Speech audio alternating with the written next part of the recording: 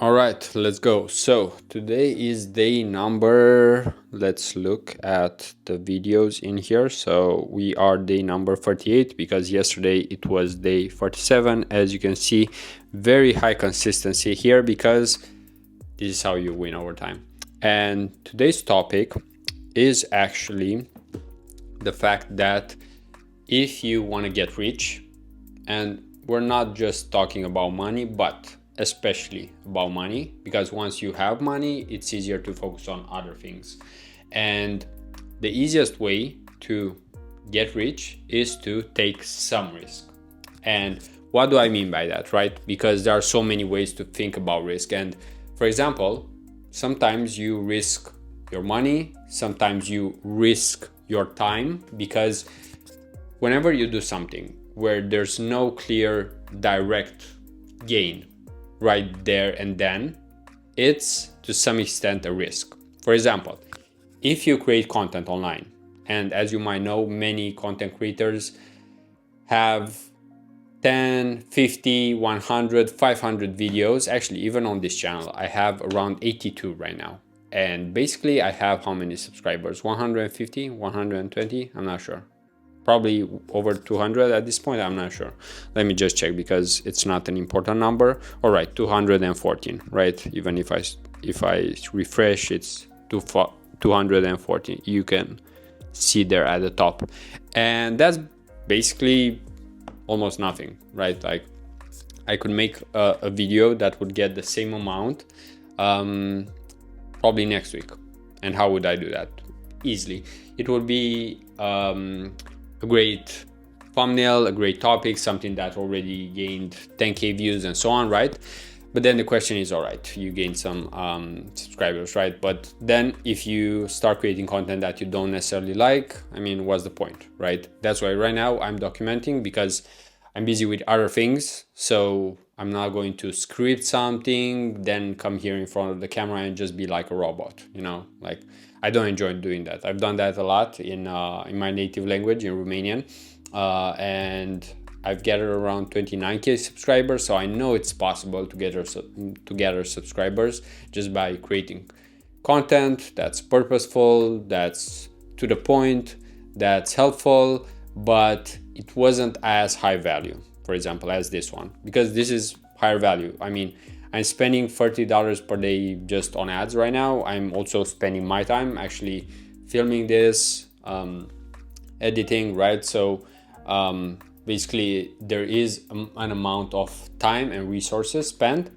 but I don't have any expectations. So that makes it way easier, right? It's more so for me documenting, maybe, I don't know, my future child actually watching this at one point, right? To get some damn motivation. I don't know if he needs to. So the main thing is that you do need to take some risk, but there are different types of risks, just like with investments. You might invest into crypto, which basically is a high risk, especially if we're not talking about Bitcoin, because if you invest in an altcoin, right, like anything else besides Bitcoin,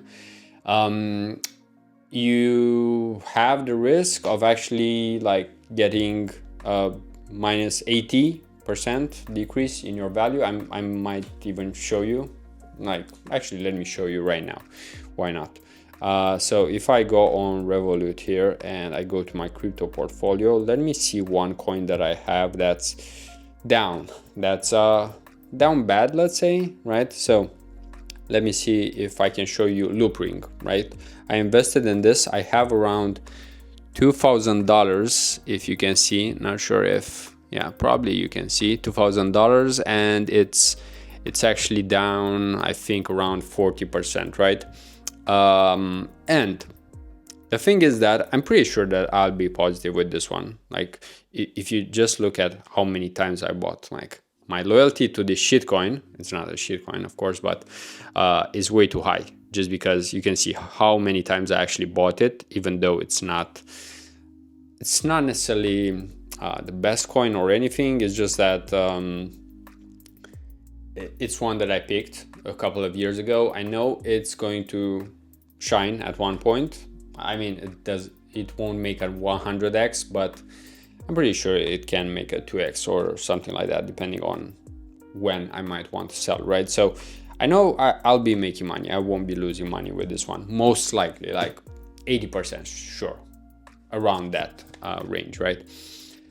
However, there are other investments, like in the stock market. You invest in the S&P 500, in the American economy, pretty sure in the next 10 years, 20 years, that amount will double, triple, or quadruple. So that's going to happen, most likely, right? Over 90%. Like if you look at the stats long term, and considering that if we look right now at technology, you'll see that Google is innovating, Meta is innovating, like instead of phones, we'll probably have glasses because it just makes more sense. Like instead of looking down all the time, right, and actually disconnecting from people, you would actually look in their eyes and still have some kind of effect and everything, right? But we're not at that stage, right? Like these glasses aren't going to do magic just because they are too thin and everything. Like they can't hold technology, very advanced technology.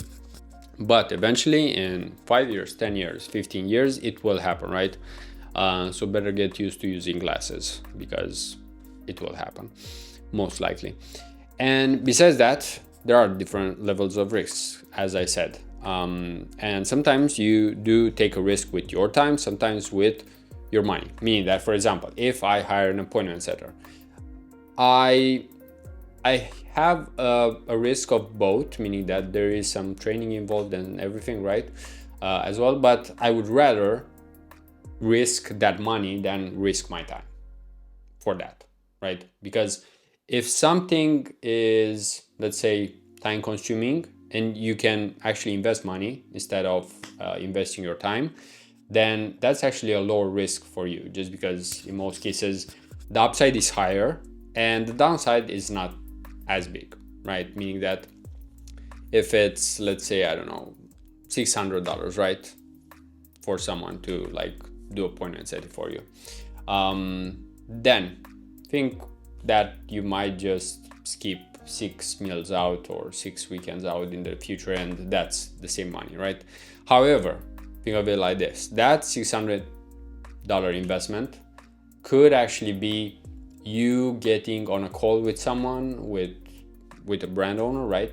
And then that being, who knows, a 30K deal, right? Over time, over a 1 year period or something like that, right? So what's the return on that? It's over 40x, right?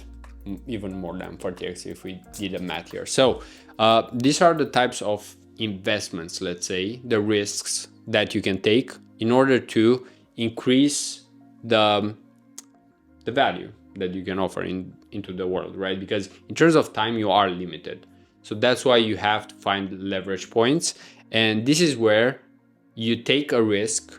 Sometimes it's small risks, right? Sometimes you take a risk with your time. You work for free. You do outreach, which basically doesn't really pay you, right? You do multiple things that can be seen as being risky, but that's how most people actually get rich, let's say, right? That's how you get disproportionate results. But with all of that being said, let's not forget that this series is all about paid ads and many other things, as you can see. But let me show you my screen here so I can show you the Meta ads, not library, because like you've seen the ads for a long time now in this series. But I will show you the Meta ads dashboard. I'll show you the metrics recently. And as you might remember, if you've seen the recent series, there are 3 types of campaigns that I'm testing. One is a VSL, so basically sending to a landing page that is me talking. This builds more trust, and ideally someone who is more interested in actually like booking a call. Second, actually send directly to the website, basically to an agency. So that might build less trust for some and more trust for others, right? Because some just prefer to work with like an agency rather than the person. And third, IGDMs, because I actually feel like those are the best, but it depends who you might find or who sees your ad and if at that specific point in time they want to engage. So as we can see, there is some randomness, but if you're always out there, that randomness will eventually be in your favor, let's say so.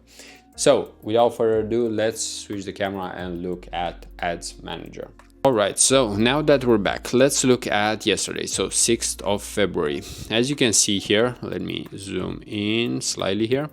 As you can see, the spend was around $40, CPM's $24. They are definitely getting lower at this point, and the link clicks were 10. So we're starting to get more link clicks. I think it could be the pixel just getting better here. And as you can see, the free ad sets that I was mentioning are the VSL, the one sending to the website, and then the IG combos. If we look at the metrics, and let me zoom in here because it's way zoomed out. If we look at the metrics for each one, the cost per click yesterday, all right, actually this is last 7 days, yesterday, the cost per click was the lowest for the one sending to the website. The highest was for the one sending to the VSL. But let's also look at the ads real quick, because I think, yeah, so it's this simple ad here, a screenshot, nothing amazing here. This one seems to be working. And then I believe for the VSL I might have, yeah, for the VSL, as you can see, I do have multiple ones, and the one with the highest click-through rate, interestingly enough, was this one, which is a different style. So it's basically this question: can your Shopify ecom store handle more sales? And then basically Klaviyo, Google, TikTok for now, Meta, and Shopify. Meta ads that grow your business. So high ROAS, efficient ad spend, proven strategies. So click here for a free consultation. So basically we are getting some clicks here, which is interesting because this one is actually the most relevant, I would say, but it's not always attracting the right people. But also see my face in this one, right? So I will probably use that in the other ad sets as well, since I do believe it's a better ad, but I don't have like the results to show that that one is necessarily better. So that's what we're trying to find out. And today, if we look at today, we'll see that, yeah, we are getting a few clicks here, 11 clicks, 2.69. That's decent considering that this should be a higher value audience. So that's pretty much it. And with that being said, let's switch the camera. All right, so now that we're back for the final few minutes of this video, as you can see, it's all about testing and being out there, because as you've seen, the CPMs are getting lower, the cost per clicks are getting lower, and the click-through rates are slightly getting higher. And that's because there's been this amount of period with testing, and the ad spend hasn't even been 1.5K at this point, right? So basically, if there would be just one client being signed, it would cover all of that cost right away, right? So the ROAS wouldn't be negative. If that will happen, we'll see. I also have other leads that I'm discussing with outside of paid ads, so cash flow is not necessarily an issue right now.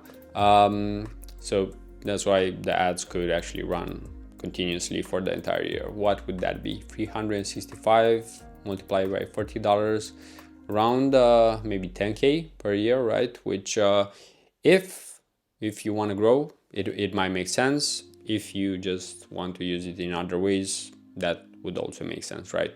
You might want to go to an event, you might want to invest in a laptop, whatever, right? Whatever might help you. So it's all about resource allocation, and this is where you actually have to analyze your options and then decide which ones are the best ones you'd want to pursue. So with that being said, that's pretty much it for today. Hope you gained something out of it, and basically the fact that you should be taking risks. What kind of risks? That depends on you, but you probably know that there are some risks that you should take, either financially, in terms of time spent, moving, or you probably know better what's your next best move that you might be probably slightly afraid to make, but you know it could come with benefits, maybe creating content. So with that being said, that's pretty much everything for today, and until tomorrow, wishing you the best. Peace out.